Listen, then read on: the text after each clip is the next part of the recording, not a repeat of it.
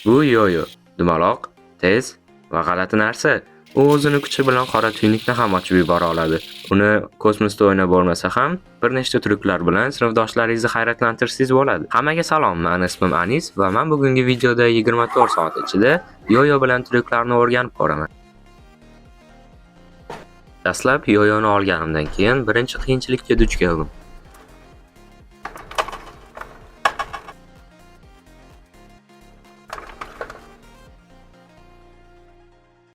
Yoyoni qo'lda ushlash yoqimli narsa ekan va juda ham chiroyli narsa menimcha. Faqatgina bitta muammo bor. Bu narsa yasalmagan keldi. Yoyoni yasashning o'zi ham bitta tryuk ekan. Shuning uchun men gaydlardan ko'rib o'rgandim. Chunki agar yoyo noto'g'ri yasalsa, u yaxshi ishlamaydi. Tayyor.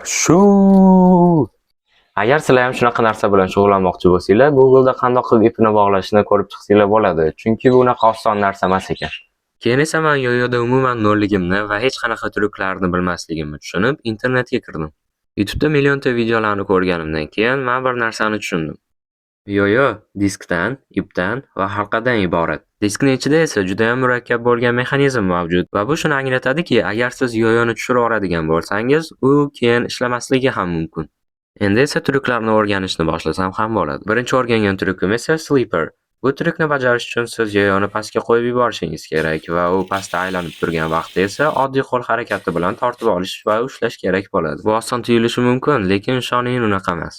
Men bu tryukni birinchi marta qilib ko'rmoqchi bo'lganimda yoyo shunchaki qo'limdan uchib ketdi. Keyin bilsam, men ipni qo'limga noto'g'ri bog'layotgan ekanman.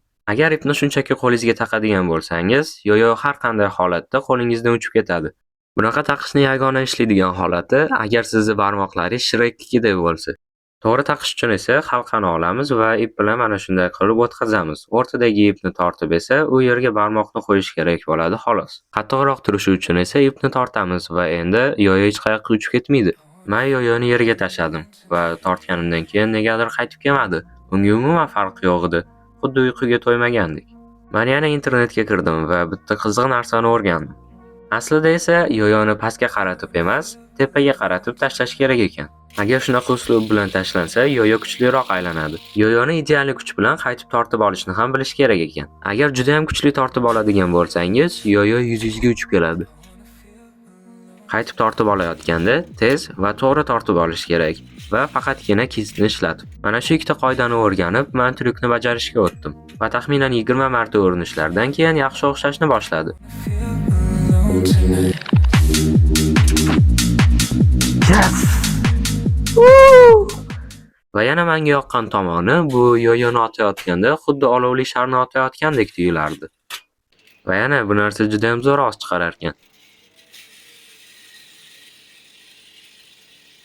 Keyingi tryuklarga esa menga kattaroq joy kerak edi. Monitorni sindirish esa yaxshi ideya emas. Shuning uchun esa men hamma kerakli narsalarni olib ko'chaga chiqdim. Keyingi tryuk esa forward pass. Bu xuddi birinchi tryukdagi pastga otishga o'xshaydi, lekin bu safar biz yoyoni oldinga otamiz. Bu tryuk bilan kimdirni yedirsa bo'ladi. Shuning uchun men birinchi katanali samuray bilan urushganimdan keyin tryuklarni o'rganishni boshladim. Bu tryukni bajarish uchun yoyoni olib, uni past tarafga qaratamiz. Keyin esa yoyoni orqaga o'tkazib, xuddi qayoqqadir yugurib ketmoqchi bo'lgandek turish kerak. Undan keyin yoyoni shunchaki oldinga otamiz. Eng muhim narsa shundaki, yoyoni otayotganda uni beliga kelganda qo'yib yuborish kerak. Yoyo esa oldinga uchib ketadi va tryuk oxirida uni shunchaki tortib olish kerak. O'zi aslida yoyoni pastga otish to'g'ri o'rganilsa, uni boshqa taraflarga otish unchalik qiyin bo'lmaydi. Vau, bu o'ylaganimdan ham oson ekan. Muhimi, sizga uchib kelayotgan diskni ushlashni bilishingiz kerak. Bo'lmasa, bu yomon oqibatga olib keladi.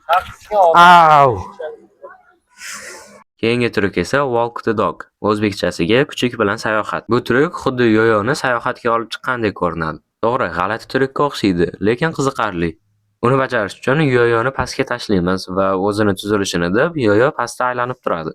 Keyin esa shunchaki yerga tegizamiz va yoyoni o'zi yurib ketadi. Yoyo sizdan maksimalni uzoqda turganida uni tortib olish kerak. Agar yoyo maksimal darajada aylantirilsa, u bilan yugurishga ham chiqsa bo'ladi.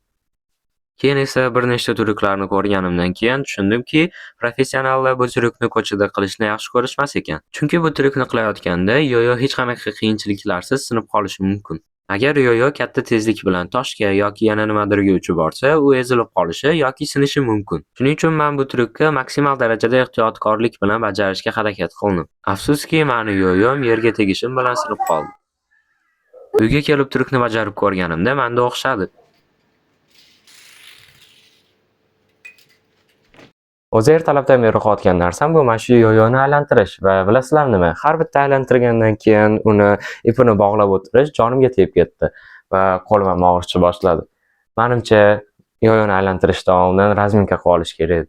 Shuning uchun men keyingi tryuklarni o'rganishdan oldin qo'limni razminka qilib oldim. Keyingi o'rgangan tryukim esa Rock the Baby. Chiroyli ko'rinadi va unaqa qiyin emasdek. Yoyoni pastga tashlaymiz. Ikkinchi qo'l bilan ipni o'rtasidan, birinchisi bilan esa diskni tepasidan ushlab, qo'llarni joyini o'zgartiramiz va yoyo uchburchak orasida bo'ladi. Oxirida esa yoyoni pastga tashlab, ushlab olish kerak va tryuk tayyor. Boshida oson bo'ladi deb o'ylagandim, lekin aslida unaqa oson emas ekan.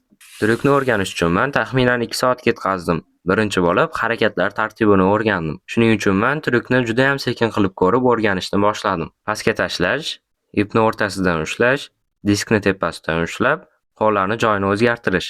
Tryuk boshida sekin qilib ko'rdim, keyin esa borgan sari tezlashishga o'tdim. Shundan keyin tryukni aylanib turgan yoyo bilan qilishni boshladim. O'zi aslida bu tryukda hech qanaqa sekretlar yo'q. Faqatgina kerak bo'lgan narsa bu to'xtamasdan ketma-ket urinib ko'rish. Umuman olganda, har qanday narsani o'rganishdan oldin inson tushunishi kerakki, birinchi martadan hech narsa o'xshamaydi. Lekin har bir urinib ko'rishdan keyin inson o'zining maqsadiga yana ham yaqinroq bo'ladi va borib shu narsada ideal darajaga chiqadi.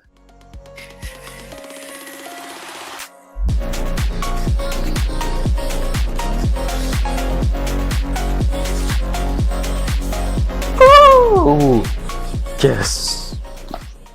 Oxiriga esa men breakaway tryukini o'rgandim. Bu tryukning ma'nosi shundaki, siz aylana yaratib, keyingi qiyinroq bo'lgan tryuklarga asos yaratgan bo'lasiz. Va umuman olganda, bu juda ham zo'r ko'rinadi. Bu tryukni bajarish uchun siz yoyoni xuddi eshikni ochayotgan holda ushlashingiz kerak. Keyin esa mana shunday harakat bilan aylana yaratamiz va shu paytning o'zida kisni ham aylantirish kerak bo'ladi. Keyin esa diskni qo'yib yuboramiz va u o'zi xohlagan tarafga uchib ketadi. Bu tryukni men juda ham tez o'rgandim, chunki men tushundimki, yoyoni maksimal darajada gorizontal holda ochish kerak ekan. Bu narsani siz mana shunaqa tryuklarni bajarish uchun bilishingiz kerak va men ham qilib ko'rmoqchi bo'ldim. Mening ideyam bu yoyoni otganimdan keyin shunchaki barmog'imni qo'yish edi va bu unaqa oson bo'lmadi.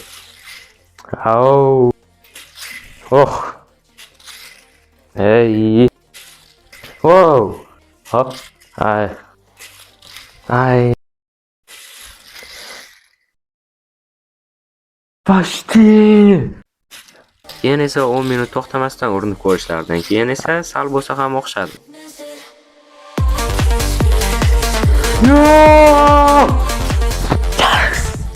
Shu bilan men tryuklarni o'rganishni to'xtatishga qaror qildim, chunki qo'lim og'rib dam olishni so'rayotgan edi. Shu bilan bo'ldi. Agar sizga video yoqqan bo'lsa, like bosib obuna bo'lishni unutmang va albatta kommentariy yozing. Men kommentariy o'qishni yaxshi ko'raman.